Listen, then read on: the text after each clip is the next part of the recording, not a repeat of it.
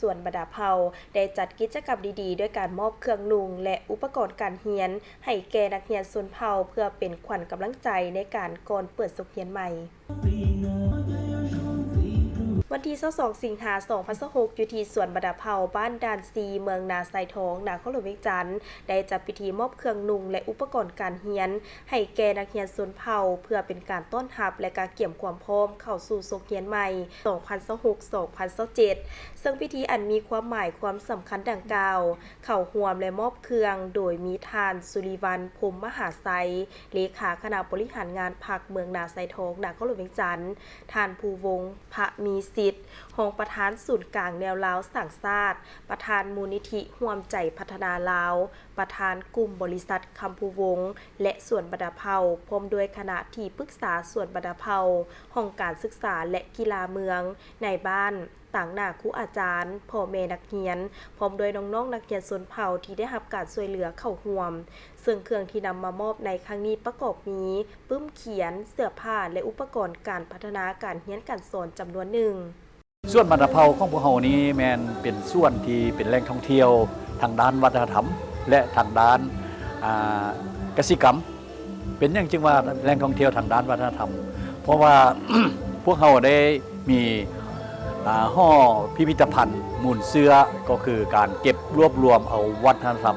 ฮีตพองประเพณีของประชาชนบรรดาเผ่า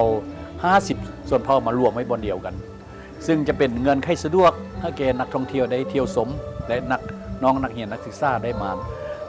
ศึกษาคำเรียนนอกจากนั้นส่วนพวกเราก็ยังมีเอิ้นว่าส่วนทางด้านกสิกรรมก็คือส่วนพฤกษศาสตร์ซึ่งพวกเขาได้ฮิปโฮมเอาบรรดา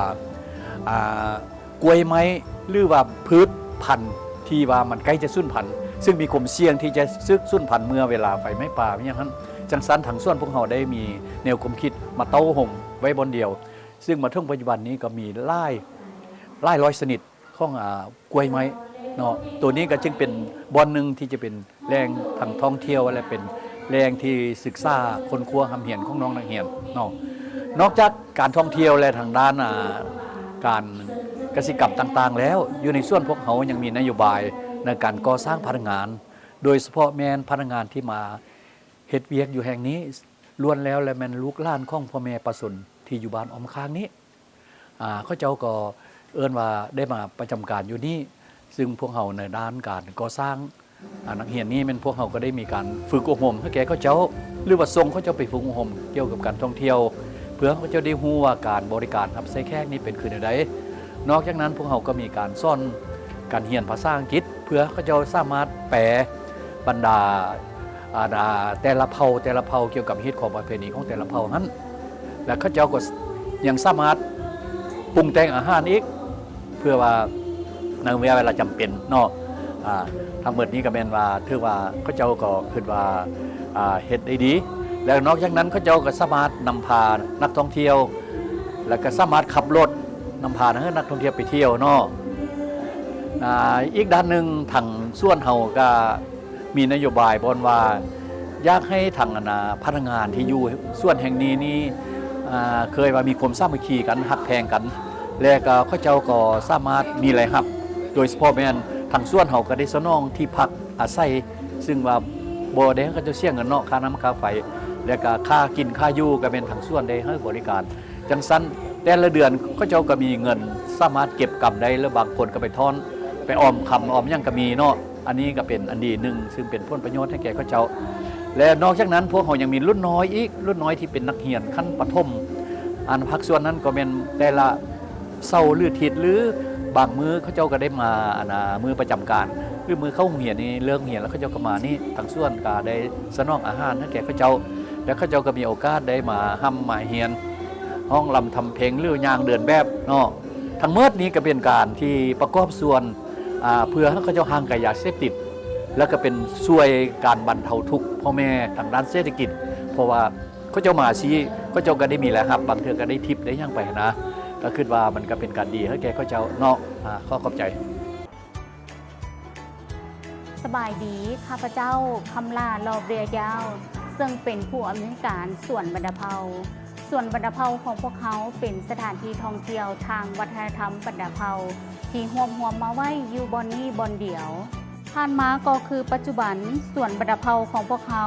ได้ให้ความสำคัญในการสร้างอาชีพสร้างกิจกรรมต่างๆให้กับเด็กน้อยโดยเฉพาะแมนชนเผ่ามงและชนเผ่าอื่นๆก็ถือได้ว่าอยู่ส่วนของพวกเขามีทั้งเด็กน้อยและผู้ใหญ่เผ่ามงสำหรับเด็กน้อยมงแม่นเฮาจะมีการสอนการฟ้อนการเดินแบบฝึกการเว้าภาษาอังกฤษ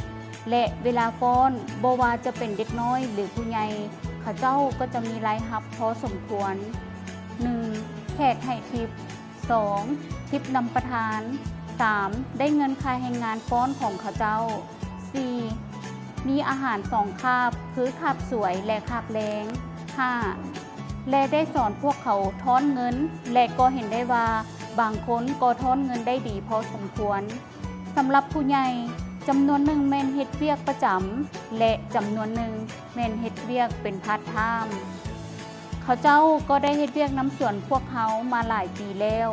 เพราะว่าอยู่สวนพวกเขาจะมีนโยบายคือเรียนไปนำและเฮ็ดเวียกไปนำฉะนั้นเพื่อส่งเสริมให้น้องๆมีความรู้เพิ่มทางสวนของพวกเขาจึงได้ส่งน้องๆไปเรียนเกี่ยวกับการเป็นไกด์นำเที่ยวโดยเฉพาะนำแผนกวัฒนธรรมท่องเที่ยวและเรียนเฮ็ดอาหารเรียนภาษาอังกฤษและเรียนขับรถและอื่นๆสุดท้ายนี้ข้าพเจ้าต้องขอบใจมายังผู้ใหญ่ใจดีของพวกเขาก็คือท่านประธานผู้วงพามีสิทธิ์และมาดามจันทรกลุ่มโซที่แลเห็นถึงความสำคัญของเด็กน้อยและให้การช่วยเหลืออุปถัมภ์เด็กน้อยมาตลอดขอบใจการมอบเครื่องครั้งนี้บ่เพียงแต่เป็นการช่วยแบ่งเบาภาระด้านวัตถุสิ่งของให้แก่พ่อแม่ประชาชนและผู้ปกครองนักเรียนชนเผ่าเท่านั้นแต่ยังเป็นการสร้างขวัญและกำลังใจอันใหญ่หลวงให้น้องๆนักเรียนได้มีความตั้งใจศึกษาร่ำเรียนยกระดับความรู้ความสามารถของตนและเป็นกำลังใจอันแห่งกล้าในการเติบใหญ่เป็นอนาคตของชาติในต่อหน้า